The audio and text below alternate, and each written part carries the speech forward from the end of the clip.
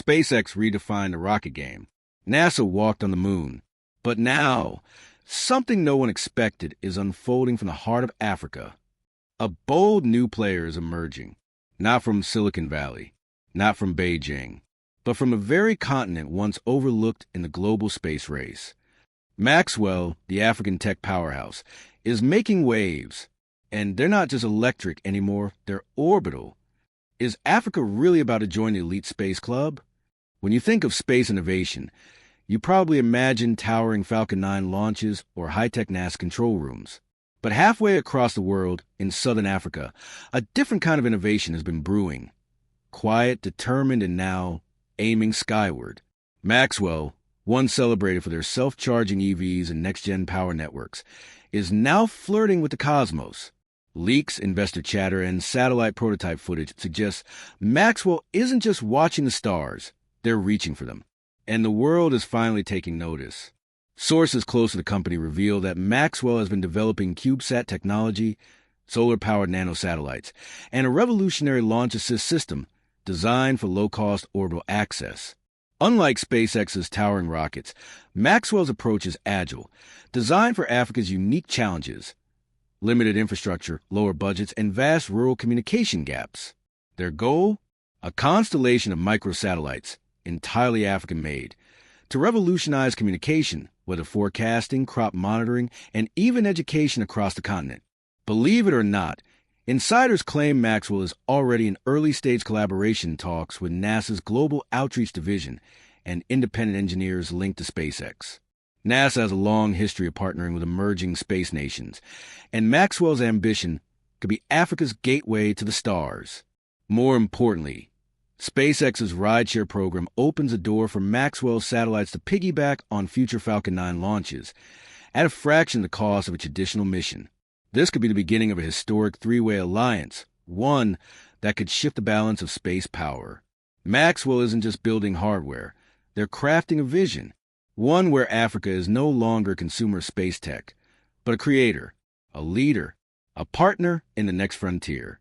If successful, Maxwell could usher in a new era of Pan-African aerospace entrepreneurship, inspire a generation of African space engineers, and democratize access to orbit in ways we've never seen before. Maxwell's journey from EV disruptor to space pioneer is more than a headline. It's a signal that the future of space isn't just American or Chinese. It could also be African. So the next time a rocket lights up the night sky, remember, the next great leap might not come from Cape Canaveral or Baikonur. It might come from Zimbabwe, from Lagos, from Cape Town, from Maxwell. If this story shocked you, share it. If you believe in Africa's future in space, subscribe. And if you want to witness the rise of the next space giant, stay tuned. Hidden deep in the outskirts of Harare, Zimbabwe, is where the magic truly begins. Maxwell's secretive aerospace lab, nicknamed Project Horizon, doesn't look like NASA's Johnson Space Center. But inside, a small team of brilliant minds are crafting the building blocks of Africa's orbital destiny. Engineers in lab coats are testing heat-resistant materials. Young coders are simulating orbital paths on dusty computers. And in a shielded room marked Authorized Only sits Maxwell's prototype, a solar electric propulsion unit, compact, efficient, and completely self-powered. According to leaked internal documents, this unit could allow small satellites to reposition themselves in orbit, a game-changer for communication satellites that need to avoid space debris or optimize signal coverage. And here's the kicker. It's all powered by a modified version of Maxwell's self-charging battery system, the same tech used in their groundbreaking EVs. But Maxwell isn't doing this alone. They've quietly begun recruiting top talent, not just from African universities, but from the diaspora. Nigerian propulsion engineers from Canada, Ghanaian data scientists from Germany, South African orbital mechanics returning home with PhDs in hand. One insider called it the Afrospace Renaissance. The goal? Launch the first 100% African-made satellite on an African-built launch platform within the next 36 months. This would mark the first time in history that Africa not only designs and operates its own satellite, but controls the entire value chain, from materials to orbit, a move that could disrupt Western telecom giants, challenge Asian infrastructure investments, and unify Africa under one connected sky. And not everyone is happy about it. Global players are watching closely, some even nervously. Satellite real estate is finite. Airwaves are crowded. Space is quickly becoming a chessboard. And Maxwell just moved a surprising piece. There are already rumors of lobbying from major telecom players to block frequency approvals. Certain Western agencies are allegedly scrutinizing Maxwell's patents. And still, the company pushes forward, quietly but boldly. Maxwell isn't just building tech. They're declaring that Africa will no longer rent its future. It will own it. So what happens next? According to insider briefings, Maxwell's first test satellite, codenamed Ngoma-1, is already in its final simulation stages. A launch window has been requested. The payload is light. The signal system is encrypted. And the mission? Unknown to the public. For now, what is clear, Maxwell's vision is far from finished. The whispers say they're working on modular orbital stations, AI-enhanced satellite tracking, and even deep space probes powered by Africa's sun. Africa once watched the stars with wonder. Today, it builds the engines that reach them. From dust roads to deep space, the journey has begun. Maxwell isn't just building satellites. They're building a future Africa controls, commands, and launches into the stars. Maxwell isn't just building satellites. They're building a future Africa controls, commands, and launches into the stars in a remote desert airstrip.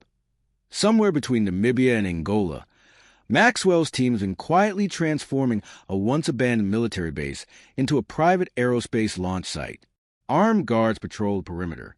Engineers work under floodlights at all hours. And in the center of it all, a sleek, black capsule glistens beneath scaffolding. This is Ngoma-1, Africa's first indigenously developed satellite built for multi-purpose orbit. Its mission? Officially, communications testing. Unofficially, something far greater. Sources suggest that Ngoma-1 is equipped with adaptive AI modules designed to collect, interpret, and relay real-time environmental data.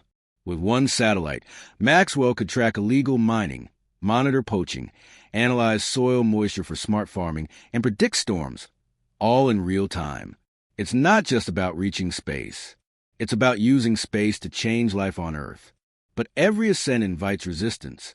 Reports are surfacing that international telecom satellites have begun broadcasting interference on the same frequency Ngoma-1 is registered under. Suspicious? Absolutely. In Nairobi, cybersecurity experts have warned of multiple hacking attempts aimed at Maxwell's orbital control center. Meanwhile, anonymous campaigns have started questioning the safety of the launch without Western oversight. It's clear, some powers are trying to clip Maxwell's wings before it can fly. But Africa has heard this song before. Colonial-era intimidation, bureaucratic red tape, sanctions wrapped in concern. Maxwell's founder, seen recently walking the grounds of the launch site, was heard saying, "They'll try to stop us, but they can't stop the sky." While some scramble to suppress this launch, millions across the continent are watching and believing. In Ghana, students are replicating Maxwell's open-source satellite design in classrooms.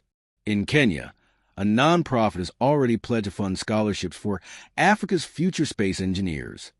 And in Ethiopia, a group of teenage girls just built a working replica of Ngoma-1, using recycled laptop parts and solar cells.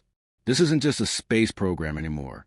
It's a movement, a spark, a quiet but rising force of unity and ambition.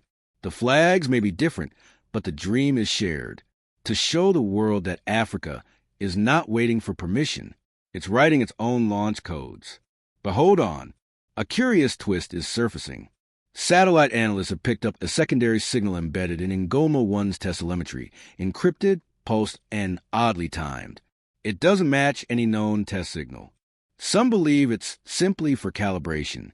Others, they're whispering that Maxwell might be hiding something bigger. A stealth module, a prototype defense sensor, or a classified payload meant to stake a more permanent African presence in orbit. Maxwell has neither confirmed nor denied, but their official press statement was clear. We are not just launching hardware. We're launching Africa's autonomy.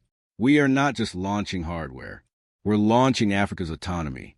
The dawn of launch day was eerily quiet. Maxwell's team, dressed in cobalt blue jumpsuits, moved with quiet precision. No media circus. No live streams. Just mission control, a string of satellite dishes, and one slender rocket standing tall against the golden African sky. In Goma, one sat nestled in its payload fairing, its custom solar panels folded like a butterfly in its chrysalis. Countdown had begun. T-minus 120 minutes. A hushed command center. Rows of monitors. One heartbeat shared by hundreds. Suddenly, a pause. A system warning. Anomalous pings detected from geostationary orbit. Unknown origin. Repeating in intervals. No impact on launch yet. A choice had to be made. Delay, investigate, or launch. Maxwell's mission director, a 32-year-old aerospace phenom named Sibusiso Tembo, leaned forward, eyes sharp. Proceed, he said. They've had space long enough. T-minus 10, 9, 8. As the countdown echoed across the base, villagers gathered miles away, climbing trees and rooftops just to catch a glimpse. Students in Johannesburg crowded around classroom projectors. In Lagos, traffic stopped as the city tuned in via pirate streams and satellite radio. The rocket roared to life, dust rising like thunderclouds across the savannah. A streak of orange and fire tore into the sky, Africa's first orbital claim blazing toward the heavens. And then silence. The rocket disappeared into the clouds, leaving behind echoes and hope. The world watched. Some cheered, others panicked. Maxwell had done it. Mission control confirmed. Orbit achieved. In Goma, one was now circling Earth at 550 kilometers, functioning nominally. Telemetry was clean. Solar arrays deployed. Data links stable. Camera feeds online. And then the unexpected happened. At 22 minutes into orbit, Ngoma 1's onboard AI rerouted power. A low-priority signal channel, previously dormant, activated and locked onto a ground receiver in northern Africa, near the Libyan border. Encrypted, fast, silent. This wasn't in the public flight plan. Not even mission control had flagged this behavior. Speculations erupted. Had Maxwell pre-programmed Ngoma 1 with secondary objectives? Was this a covert reconnaissance test? Or a demonstration of just how much autonomy Maxwell had built into the satellite? Was this launch really about communication or control? Within hours, international space agencies began to respond. The U.S. Space Force classified Ngoma 1 as a monitorable object of interest. A NATO-aligned surveillance satellite subtly shifted its orbit, now shadowing Ngoma 1 by just 18 kilometers. An emergency summit was called in Brussels. The official topic, unverified orbital tech originating from Africa. In private rooms, the one was more blunt. Did we just allow an unmonitored African system to enter secure orbital lanes? But back at Maxwell HQ, there was no panic, only calm. Tembo addressed the growing media pressure with a single phrase. The sky doesn't belong to anyone. We're just borrowing a piece of it responsibly. But was that true? Or was there a bigger strategy unfolding? The sky doesn't belong to anyone. We're just borrowing a piece of it responsibly. 24 hours after launch in Ngoma, 1 did something no one expected. Without a ground command, without warning, it shifted. Using its low-thrust ion propulsion system, one of the few satellite drives powered by Maxwell's self-recharging energy core, in Ngoma, 1 adjusted its orbit by 4 degrees. Not much on paper, but enough to move it away from its initial test path and toward the Indian Ocean Defense Corridor, a zone loaded with high-level military and intelligence satellites. It wasn't just moving, it was tracking. While Maxwell claimed the maneuver was a software self-correction, insiders weren't so sure. The question now echoed from Pentagon halls to Kremlin bunkers. Was Ngoma 1 just a test satellite or the first African surveillance unit? As global pressure mounted, the African Union broke its silence. In a stunning announcement, the AU declared it was establishing the Pan-African Space Governance Council, headquartered in Addis Ababa. With Maxwell granted observer status and special advisory input, the goal, to oversee the growing number of space projects emerging from Africa, not just from Maxwell, but from rising tech hubs in Nigeria, Egypt, Rwanda, and Morocco. Suddenly, what began as one company's daring launch had become a continent-wide agenda. Space was no longer a frontier Africa admired. It had become the next arena where Africa would lead, on its own terms. Then it happened again. Ngoma, one pinged Earth with a second encrypted burst. Only this time, the signal wasn't directed to Maxwell's known control stations. It was aimed at a small data center, owned by a startup in Senegal, part of Maxwell's early accelerator program. The signal's contents? Unknown, but a cybersecurity leak revealed that it was transmitting compressed packets labeled ARC P1. What is ARC P1? That code name had never appeared in any public Maxwell documentation. But the phrase was recently spotted in a patent filing Maxwell submitted 6 months earlier for a modular orbital platform capable of hosting multiple African satellites on a single unit, powered by wireless energy beam from Earth. If true, Ngoma, one wasn't just a satellite. It was a scout for something much, much larger. Behind closed doors, world powers weren't waiting to see what came next. White hat hackers were reportedly ordered to begin probing Maxwell's deep space architecture. Western media outlets began crafting narratives. Is Africa's space dream a Trojan horse? Several launches scheduled to pass over Africa were suddenly delayed or rerouted, but perhaps most telling, China, Beijing, long a quiet observer of Africa's development, made a sudden offer, a joint mission with Maxwell to place a high-resolution mapping satellite into orbit under the banner of collaboration. Some call it diplomacy, others a preemptive tether. But insiders at Maxwell were skeptical. They believe the interest isn't about partnership. It's about proximity. Keep your friends close, as one engineer muttered, and your new competitors closer.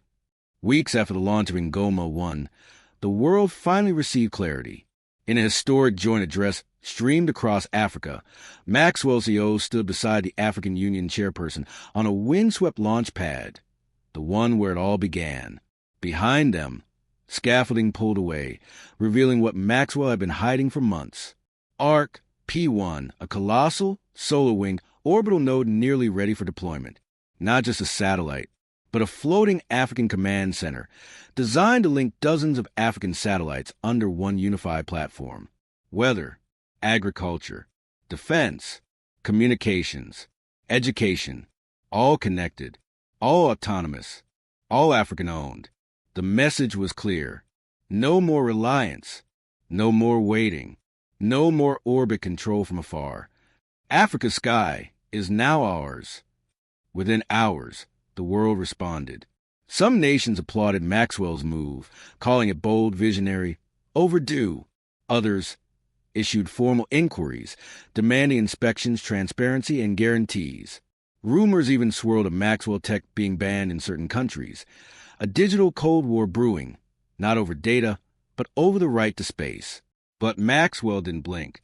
They announced 3 more planned launches within 12 months.